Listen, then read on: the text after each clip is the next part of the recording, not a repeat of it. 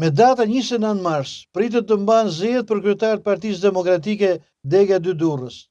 Kandidatët në garë janë kreu aktual i Degës Osman Stafa dhe mjeku Selman Drizi. Zgjedhjet për kreun e Degës nr. 2 të Partisë Demokratike në Bashkinë e Durrësit vijnë vetëm 2 javë pas zgjedhjeve të mbajtura në Durrës, ku me votat e antarësisë u zgjodh Adrian Gashi. Njoftimin për zgjedhjet e Degës nr. 2 e ka bërë deputetja Panjola Luku, e cila ka publikuar dhe shkresën e firmosur nga kryetari Sali Berisha dhe sekretari i përgjithshëm Flamur Noga. Në postimin e saj, Luku shkruan: urime dhe suksese kandidatëve për kryetarët e Degës Durrës 2. Proceset demokratike brenda partisë janë themeli i forcimit dhe i përfaqësimit dinjitos të qytetarëve.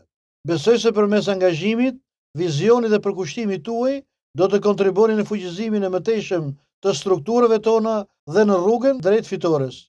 Zgjedhjet në Degë do të zhvillohen me 29 mars 2026.